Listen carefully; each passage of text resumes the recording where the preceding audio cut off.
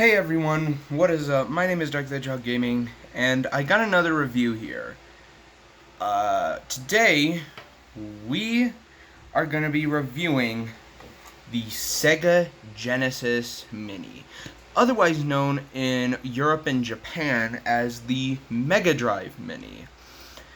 This is such a really good console, and it's the first ever system that has been released by Sega since the year 1998 with their last original home console, the Sega Dreamcast.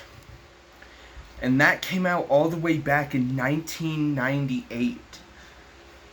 But then the original Sega Genesis here in North America came out in 1989. It was the first ever 16-bit system, and many people hold it close to their heart. My dad is honestly one who's included in that. And this is a mini replica of an actual Sega Genesis Model 1 that is just such a cool thing. And yeah, now, before we get into this, I do want to say thank you guys all for 100 subscribers. It is incredible. I'm actually holding up my phone right now with my Chromebook, and if I go check, we currently have 101 subscribers. Thank you guys so much for those who have subscribed. It really means a lot to me. So, yeah. Anyway, the Sega Genesis Mini, many people consider this to be the best of the small retro consoles. So, let me give a bit of backstory about this. So, back in 2016, it was the last full-on year the Wii U would be around, but basically retro games were kind of starting to make a comeback around that time, or something like that. And so Nintendo had ended up releasing a small version of their first ever home console, the Nintendo Entertainment System. They had recreated a smaller version of that, ready for plug-and-play gaming, with 30 titles built in. And then a year later, they released one for the Super Nintendo. And over in Japan, they were called the Famicom Classic Edition and Super Famicom Classic Edition, respectively. And then, after that, many companies put their hat in the ring in trying to recreate some of their consoles, like the C64 Mini, a small Commodore 64, the PlayStation Classic, a small version of the original PlayStation, which didn't do too well, not gonna lie. And here we have the one from Sega, the Sega Genesis Mini, released back in 2019, so just a year ago was when this thing was released. And like I said, many people consider it the best of the small retro systems. So yeah. Now, what you get with this is pretty straightforward. You get yourself the actual Genesis Mini, an AC adapter with a power cable, an HDMI cable, and finally, 2 wired 3-button controllers. So yeah, that's everything you get here when you buy a Sega Genesis Mini. So, first up, before we actually get a look into the setup of the system, let's talk about the controller that comes bundled in, which is a direct remake of the 3-button controller from the actual Sega Genesis / Mega Drive. They went and used the red button variant, at least that's what it is here in America, I'm not sure if they did anything specific in the other countries or if it's the same thing, but I've been playing this thing for almost a week at this point, the Genesis Mini, and the controller is just really comfortable. The D-pad is really nice. It doesn't hurt my thumb at all. And same thing with the face buttons and the start button, and everything is just nice. However, there was a time, I think it was around the launch of the Sega Genesis Mini, but Sega had ended up teaming up with a company called RetroBit to recreate the 6-button controller, specifically due to some of the games on the Genesis Mini, specifically being Street Fighter 2, for example, and Streets of Rage, I guess. I don't know, I've never played it. But yeah, they have recreated the 6-button controller, and they even have a version that adds in shoulder buttons and repositions the mode button. Honestly, pretty good change. I think it's weird though that this was originally where the mode button was, and if it feels good as well. They do actually have a Bluetooth and wireless with an adapter. They have variants like that for this that, yeah, live up to their name. The wired one and the wireless that uses the adapters both work on the Genesis Mini. However, the Bluetooth one does not work on the Genesis Mini. You can go ahead and find a link to this controller on Amazon down in the description. But yeah, it is officially licensed by Sega. And what's cool about it is that they made it so that you can use this on tons of other systems. Like, hell, this works on the dang Nintendo Switch. I was gonna grab my Switch, but it's over there. But yeah, the Switch will work with this. For some reason though, it reads the D-pad as an analog stick, which is a little weird, but it's not that big of an issue. They even did the same thing with a Sega Saturn controller, which also works on the Genesis Mini. So yeah. Anyway, before we actually get into setting up our system now, I do want to say I am not going to be using the specific HDMI cord that came with it. I already have an HDMI cord here, so I thought it would probably just be better for me to just use that. And with that being said, let's get this all set up. Now, to get it all set up is really simple and straightforward. First up, we need to take our cable to power it on, plug the big end into the AC adapter, and then the small end we will plug into the DC input slot on the back of the Genesis Mini. And then we plug this into an outlet or extension cord. I have my extension cord right here, so we plug that in. Then we're gonna take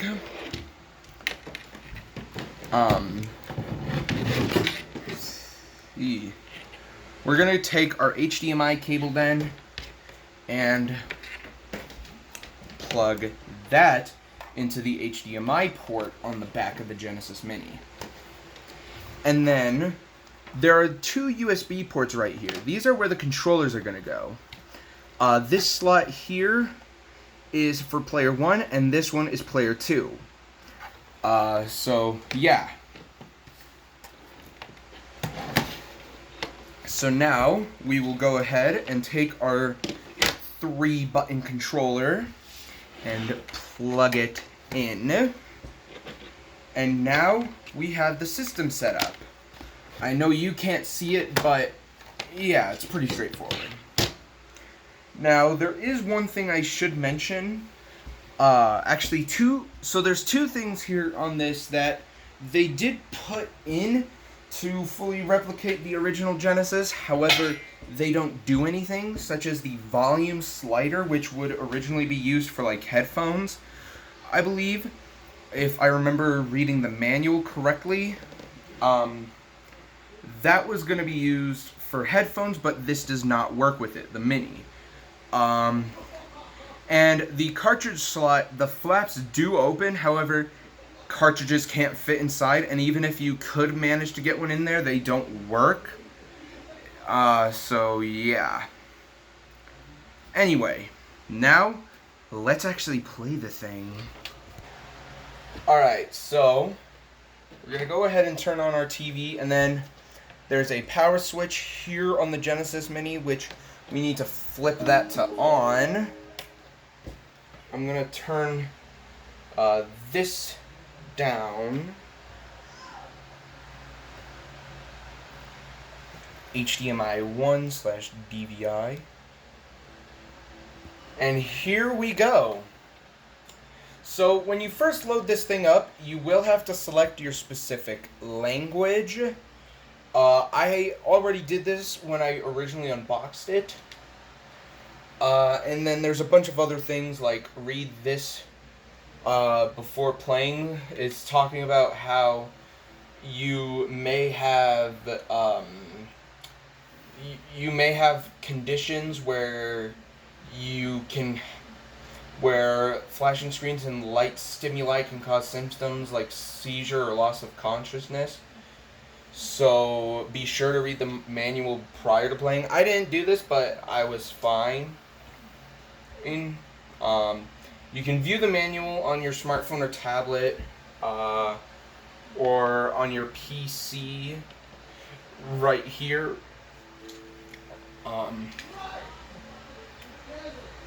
Anyway, then there's the screen settings. You can have it in the way that it was intended to be, where it's the 4:3 aspect ratio, or you can stretch it out to 16:9, but I'm not going to be stretching it out.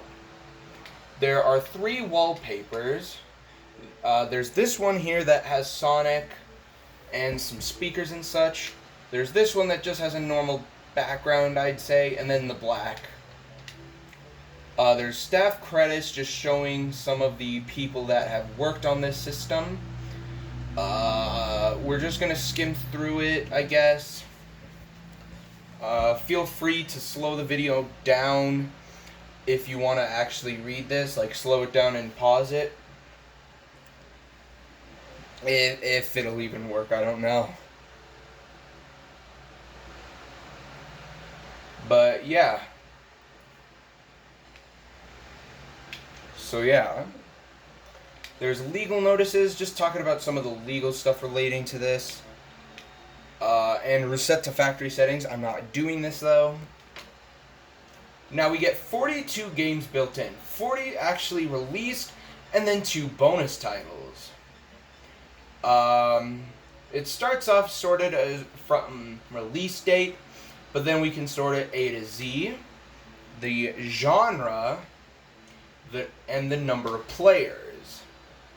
So let's quickly explain that. So basically, in the corner here, you can see how many people it can play it and what genre it is, such as like platforming, racing, and all sorts of other things. Now the 2 bonus titles we have here is Darius and Tetris.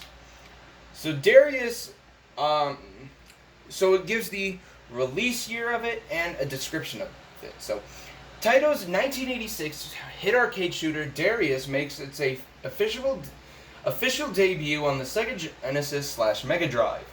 This faithful port comes with a brand new special mode where you can face off against all 26 huge battleships.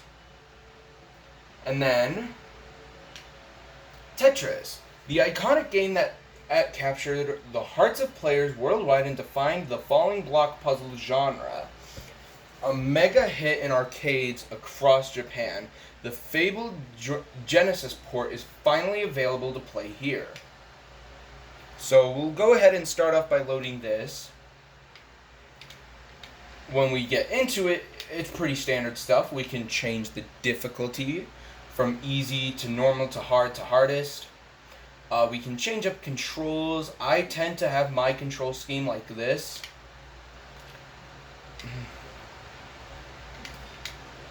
And then yeah, it's a full-on game of Tetris.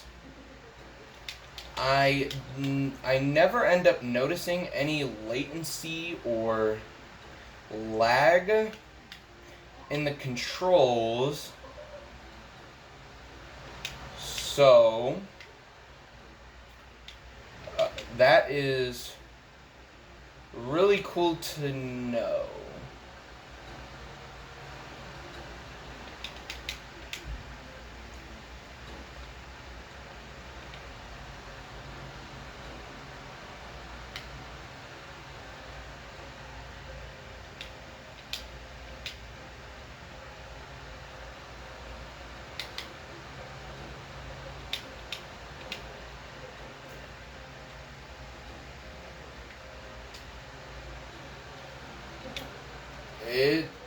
It works really well.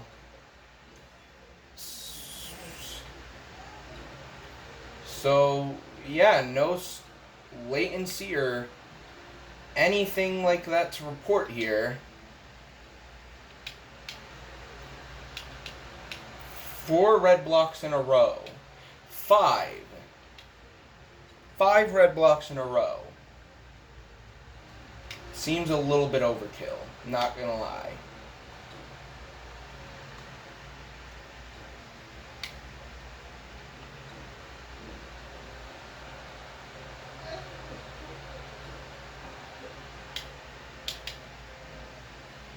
So yeah, then if we go press the restart button on the console or hold the start button, we can open up a system menu where we can save our progress, load our progress, reset the game, return to the main menu, or resume the game. Let's go ahead back and check out one more game. Now, obviously, we do have Sonic 1 and 2 here, as they were like some of the most popular games on the actual Genesis. So yeah, and everything here works, like the debug mode and everything works.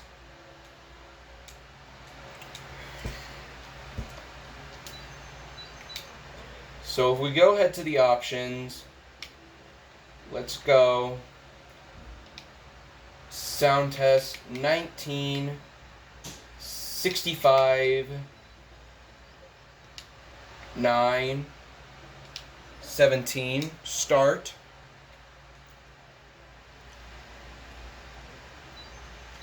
A and start. Then we put in our codes, like the all emeralds code 4126, and then our debug code 199211124. And then we're gonna go to Emerald Hill Zone while holding A and start. Alright, sorry about that, but yeah, everything's working as intended here. We got ourselves our debug mode, and let's use debug mode to spawn in rings, and boom, we got our emeralds.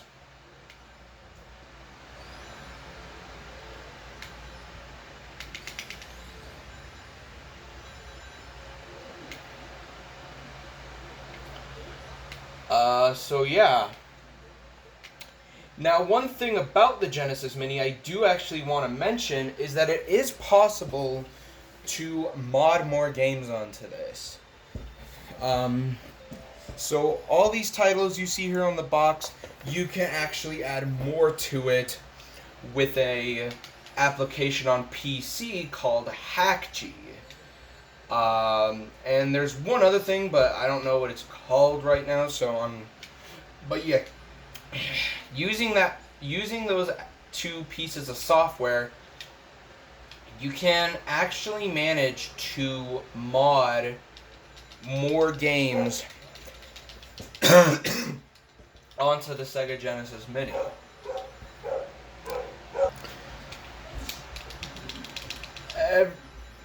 So yeah. Alright. So now let's exit debug mode, jump, and boom.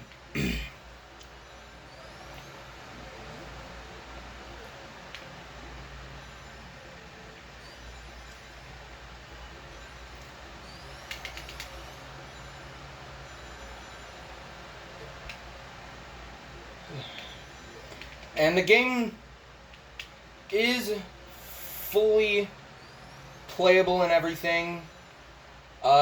They do use the Genesis versions of these. I assume that there may be some people who would want the mobile remakes of like Sonic 1 and 2 to come out on this thing.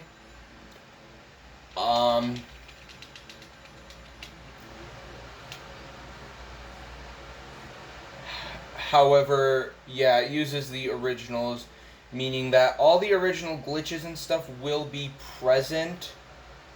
So do be aware of that.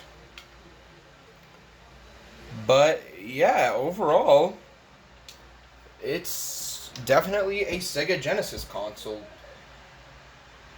So let's go ahead and turn it off,